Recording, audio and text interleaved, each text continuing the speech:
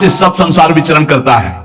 देख लो, उत्पत्ति विनाशशील पदार्थों के भोगने से ही सुख मिलेगा। ये उत्पत्ति विनाशशील पदार्थ कर्म के अधीन हैं। ये काम से प्राप्त नहीं होते हैं, उत्तम कर्मों का अनुष्ठान करने से प्राप्त होते हैं। अगर केवल कामना करने से प्राप्त होते तो सब कामना कर रहे हैं और किसी की आज तक कामना पूर्ति नहीं हुई। 100 रुपए की कामना पूर्ति हुई तो 1000 रुपए की जागृत हुई, 1000 की पूर्ति हुई तो लाख की तत्काल जागृत हो गई, लाख की पूर्ति तो करोड़, करोड़ों की बढ़ता चला जा रहा है। भारत में सबसे धनी तो विश्व का सबसे बड़ा धनी बन जाऊं, ये भोगा वो भोग लूंगा, ये देखा वो देख लो, कामनाओं की बात। इसलिए उपासक को चाहिए कि कामनाओं का, निषिद्ध कामनाओं का त्याग कर दे। ये 4 कामनाएं हैं जिनको न्यायपूर्वक पूरी कर सकते हो। पहली, शरीर निर्वाह मात्र की आवश्यक कामना, इसको पूरी कर सकते हो। जैसे वर्तमान में कामना उत्पन्न हुई, प्यास लगी है, भूख लगी है, भोजन की कामना है, ये धर्मयुक्त है, इसको पूर्ण कर सकते हो। इसकी पूर्ति के लिए वर्तमान में जो साधन सामग्री उपलब्ध है उसी से यथालाभ संतोष सदा काओ सो कछु न चाहोगे। इसकी पूर्ति के बिना शरीर को जीवित रहना असंभव है। इसलिए जल, भोजन, वस्त्र जो वर्तमान में प्रभु ने उपस्थित किया है उसकी कामना, यह निषेध नहीं, इसकी पूर्ति करो।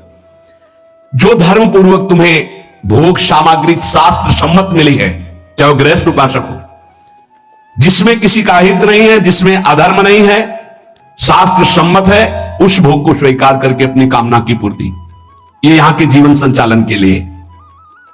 शरीर निर्वाह मात्र की, धर्म निर्वाह मात्र की कामना की पूर्ति तुम्हें आगे बढ़ाएगी। लेकिन शरीर निर्वाह की बात को समझिए, भूख प्यास इनसे शरीर निर्वाह की बात है। भोग कामादि की पूर्ति धर्म मर्यादा के अनुसार वर्णन की गई, विपरीत नहीं। विपरीत तो जो जो चाहते हो रही सबकी पूर्ति करने से फिर पाप की प्रवृत्तियां उदय हो जाएंगी। शरीर निर्वाह मात्र की आवश्यक कामना की पूर्ति, कामना व्यक्तिगत न्यायुक्त, जिसका पूरा होने में धर्म की हानि नहीं है, शास्त्र सम्मत है, सामर्थ्य के बाहर नहीं है, और उसको भगवत अर्पित करके भोगा जाए, वो कामना आपको मोक्ष की तरफ ले जाएगी। कामना व्यक्तिगत न्यायुक्त, अपनी सामर्थ्य के अंतर्गत, शास्त्र मर्यादा और धर्म के अंतर्गत, और भगवान को अर्पित करके भोगी जाए तो वो मोक्ष की तरफ, भगवत मार्ग की तरफ। जो सामग्री है हमें बहुत प्यारी है, भोग सामग्री हमें बहुत प्यारी, भगवान को अर्पित करो। न्यायुक्त, परिवार के पोषण में लगाओ। अगर आवश्यकता किसी ऐसे को है, बहुत भूखा, बहुत सर्दी में कपड़े की आवश्यकता, बीमार है, औषधि की आवश्यकता, उसकी सेवा में लगा, तुम्हारी कामनाएं शांत हो जाएंगी, कामना त्याग की सामर्थ्य तुम्हारे अंदर आ जाएगी। जो अपनी सामग्री को भगवान ने आपको जो दी, दूसरों को अत्यंत आवश्यक होने पर उसकी सेवा में लगा दे तो उसके अंदर भागवतिक सामर्थ्य जागृत होती है। काम से बड़ा कोई दुश्मन नहीं है, ये सबका दुश्मन है। ये किसी भेंट पूजा से, अनुनय विनय से कभी शांत नहीं होता है।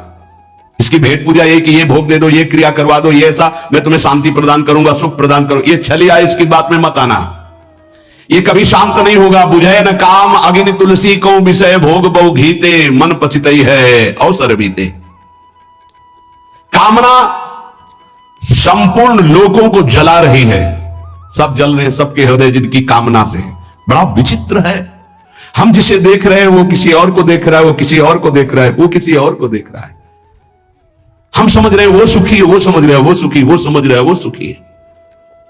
संयोग्य जन इंद्रियों के सुख की जब तक कामना रहेगी तो संसार तुम्हें सत्य प्रतीत होगा, अज्ञान अविद्या पाप ये आपको ग्रसित किए रहेंगे। जो प्रतिक्षण नाशवान है वो सुख कैसे प्रदान कर सकता है? ऐ परमात्मा के अंश, तू कभी प्रकृति से सुखी हो ही नहीं सकता। बैठा लो ये दिमाग में बात, दुखालय मसास्वतम दुख यो नया। ऐ परमात्मा के अंश, तू कभी प्रकृति से सुखी नहीं हो सकता। जैसे चलचित्र सिनेमा में पके हुए अंगूर दिखाई देते हैं तो क्या तुम्हें खाने को मिल जाएंगे? तो बोले वो तो मिलेंगे नहीं, चित्र के हैं। ऐसे इस चित्र के भोगने से तेरे को कभी शांति मिल सकती है? भोग के साफ संसार देख रहा है, क्या शांति मिली? और तृष्णा और भोगने की इच्छा। वस्तु, व्यक्ति, क्रिया, इससे तो सुखी होने वाला नहीं है, तू अविनाशी है, पक्की बात। लौटो अपने स्वरूप की तरफ लौटो, नहीं पापाचरण हो गए तो मनुष्य जीवन का लाभ नहीं मिल पाएगा। जो वस्तु से, व्यक्ति के शरीर से और क्रियाओं से सुख चाहता है वो कामी है, और कामी पुरुष में अनंत दोष, अनंत विकार, अनंत पाप उससे होते ही रहते हैं। जब तक मनुष्य के अंदर काम है, वो कामी है, तब तक निर्दोष, निर्विकार, निष्पाप अपने स्वरूप को झांक भी नहीं सकता है।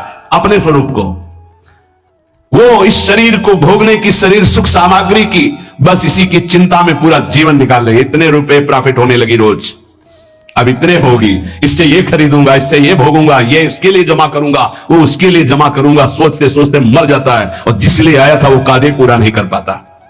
निरंतर भगवदाकार मंत्राकार वृत्ति। कर्म 3 प्रकार के होते हैं, इष्ट, अनिष्ट और मिश्र। इष्ट जो हमें चाहिए, चाहे जैसे मिले मुझे चाहिए। अनिष्ट, अनिष्ट निषिद्ध कर्म। इष्ट तो केवल हमारे हृदय में प्रियालाल ही होने चाहिए। मुझे प्रियालाल चाहिए, बच जाओगे, ये बचा लेंगे। अगर भोग इष्ट हुए तो अनिष्ट हुए बिना रह नहीं सकते। पापाचरण भी करवा के रखेंगे। भोग की चाह कभी सीधे मार्ग में नहीं चलती, जहां से भी मिले वैसे ही भोगने की इच्छा प्रकट हो जाती है। शास्त्र निषिद्ध कर्म, ये मूर्खतावश कहते हैं कि हमारे प्रारब्ध में लिखा था, इसलिए हमारा प्रारब्ध से शास्त्र निषिद्ध कर्म नहीं होते। ये कामना से होते हैं, काम से, अविद्या से, अज्ञान से होते हैं। प्रारब्ध कर्म केवल फल भोग उपस्थित करके निवृत्त हो जाता है, पाप कर्म नहीं कराता। पाप का फल आएगा दुख, पुण्य का फल आएगा सुख सामग्री। वो तुमसे पाप कर्म नहीं कराएगा। प्रारब्ध में इतनी ताकत नहीं कि तुमसे पाप कर्म कराए, वो तुम्हारी मूर्खता है, तुम्हारी कामना है। निषिद्ध कर्म प्रारब्ध नहीं करा सकता, वासना कराती है। प्रारब्ध का फल भोग, पीछे जो निषिद्ध हुआ है उसका दुख आएगा, जो पुण्य हुआ है उसका सुख आएगा, लौकिक सामग्री, लौकिक उन्नति। पाप कर्म प्रारब्ध नहीं कराता। ये जो लोग कहते हैं ना ये ऐसा हमारे भाग्य में लिखा था, तो काल है कर्म ईश्वर है, मिथ्या दोष लगाए। रजोगुण से राग काम पैदा होता है और पापों का खेल शुरू हो जाता है। अब ये हृदय को बहुत बुरी तरह जकड़ लिए है काम ने, बहुत बुरी तरह।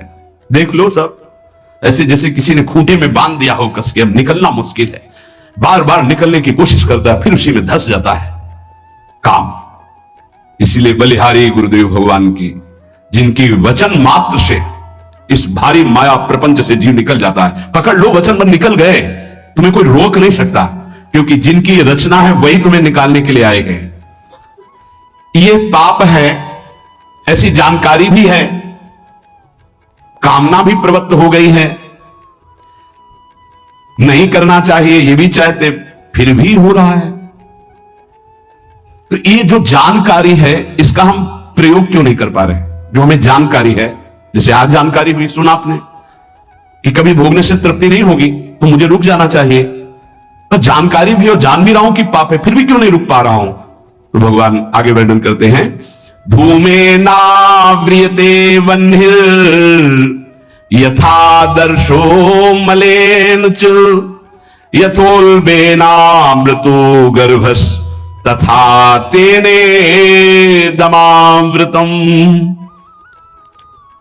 जैसे धुएं से अग्नि ढक जाती है, मैल से दर्पण ढक जाता है, और जैसे झिल्ली से गर्भ ढका रहता है, ऐसे ही काम ज्ञान को ढके हुए है। 3 बातें गई, धुएं से अग्नि, मैल से दर्पण और जेल से गर्भ जैसे ढका रहता है, ऐसे ये ज्ञान जो आपको प्राप्त हुआ, काम उसको ढक देता है। अगर वो हट जाए तो ज्ञान प्रयोग में आ जाए,